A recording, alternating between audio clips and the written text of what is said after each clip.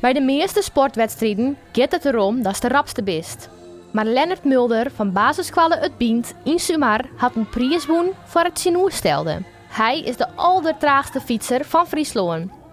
Hij moest zo lang mogelijk dwaan over een parcours van 11 meter. En slowbiken, dat sprutst me al vol aan. En ik dacht, dit gaat heel leuk worden.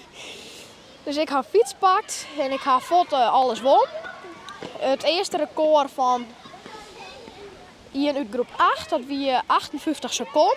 En toen won ik voor de eerste keer, toen werd het 1 minuut 23. En het volgende record was 1 minuut 46. En dat vond ik al vlot heel knap, want het hoogste record, dat was 4 relien of zo, was 2 minuten 43.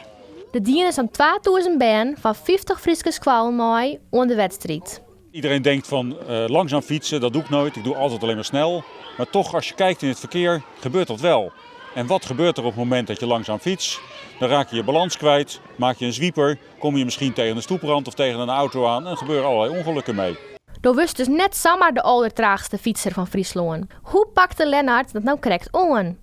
Ja, met slowbiken, dan let ik op 1 ding op een groen en daar bloot ik dan op letten. En dan lukt het gewoon. Dan mag ik gewoon helemaal neer tanken. Ik zit ook op fietsenkras en daar oefent dat echt heel protte.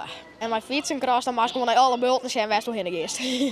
Net alleen nog Lennart zijn squalgenoten kwamen hem waasje aanmoedigen. Ik zien Heite Mem en Pakes en Beppes winnen van de partij. Dat maakte het er nog een stukje spannender op. Ik vond het leuk, alleen ik ben echt wel een beetje zenuwachtig. Want ja, de hele squallen, die komt dan om die heen staan. Dan had je maar een heel iets stukje om te fietsen. Dus. Nooit Lennart on Eltsenien bewijst hier dat hij de terugte winnaar is wie het tiert van zijn belening. Hij kreeg de prijs uit handen van wethouder Willemsma. De Friese 11 meter 2020-2021, de langzaamste leerling.